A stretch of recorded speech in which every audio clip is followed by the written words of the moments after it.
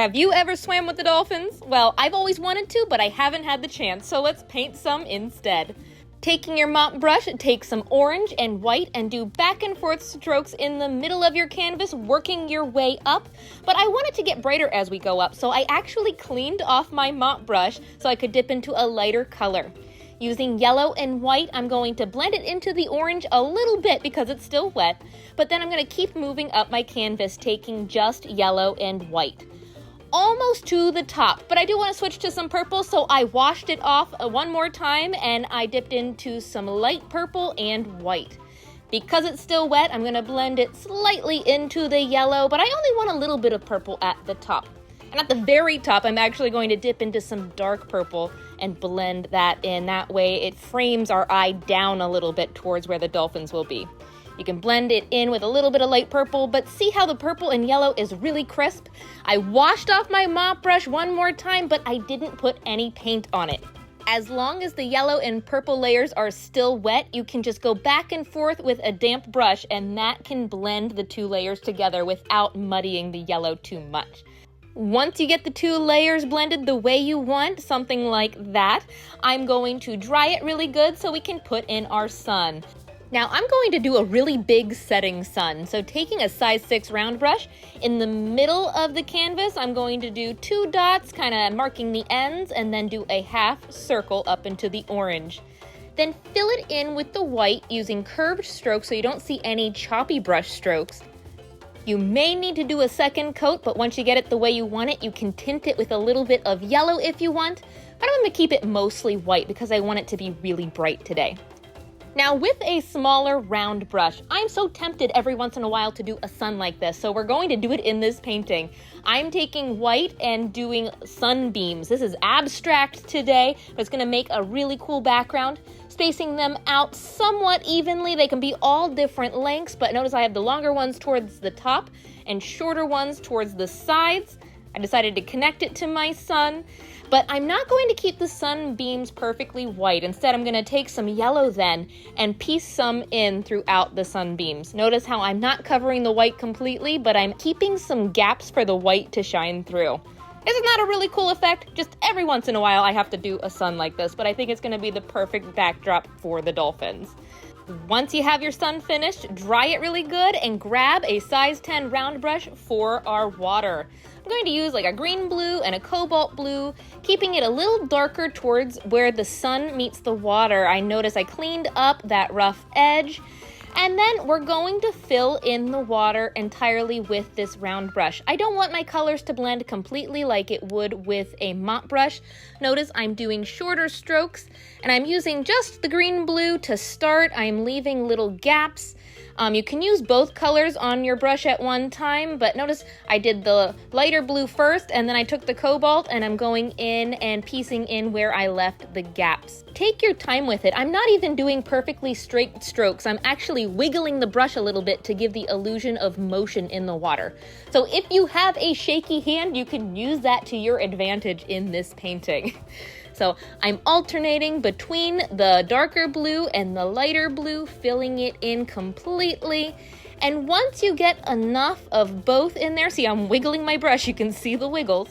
Once you blend it the way you want, I'm going to take all the colors from the painting and blend it in. So I'm taking a smaller round brush now with white and yellow, just a few, see little tiny wiggly lines for reflections. You could even dry brush it on. You don't have to make them super noticeable.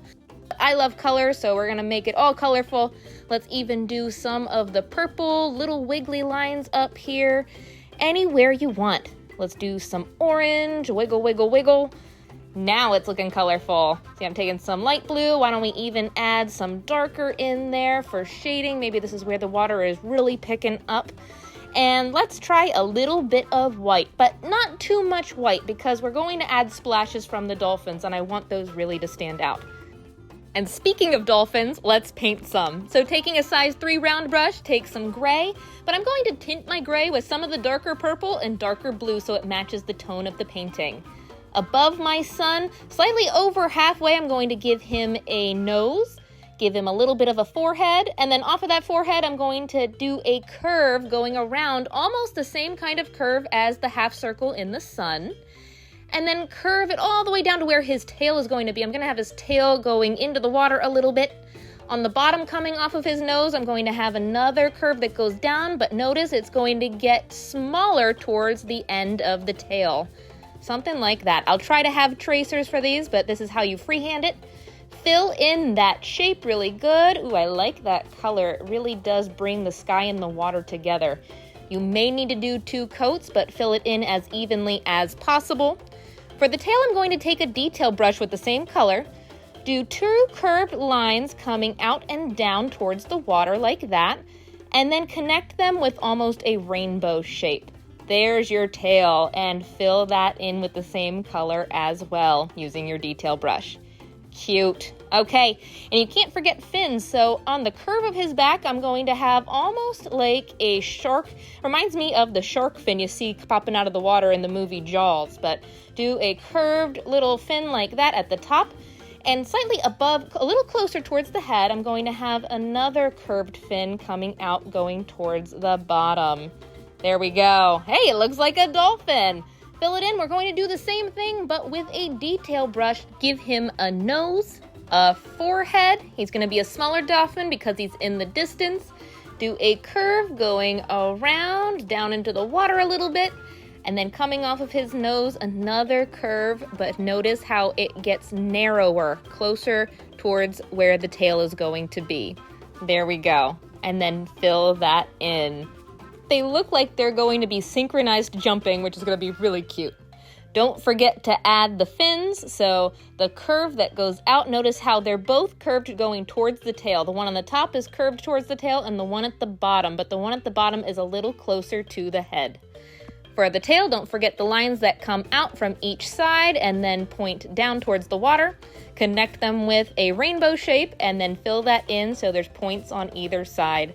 Love it. They look like dolphins, but they're a little flat. So let's take our detail brush. I love to do highlights. I still want them to be a silhouette, but I'm going to take yellow and white and just do highlights all the way around the outline. Because they would be wet from coming out of the water, the colors from the sky would be reflecting on them anyway, so this just ties it all in. Because they're jumping out of the water, there would also be splashes. Coming out underneath his tail, we're going to add texture with just white paint. I'm going to use a stiff bristle flat brush. You can use anything with texture, but it is easier to control how much splash texture you have with a brush rather than something like a sea sponge like we usually use. Maybe gonna do little back and forth strokes to kind of help blend it in a little bit. You decide how big the splash is, but the one that's smaller in the background, he would have a tinier splash. Just mirror everything you do smaller on this back dolphin that you did to this bigger dolphin. There would also be little water droplets spraying everywhere when they jump out. So I'm going to do some splatter paint.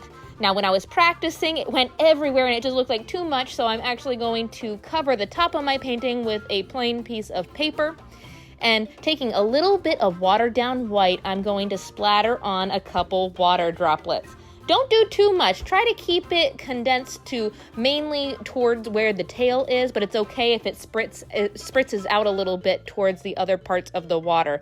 That looks a little bit more realistic. Some people like to use a toothbrush too, so do whatever method you like.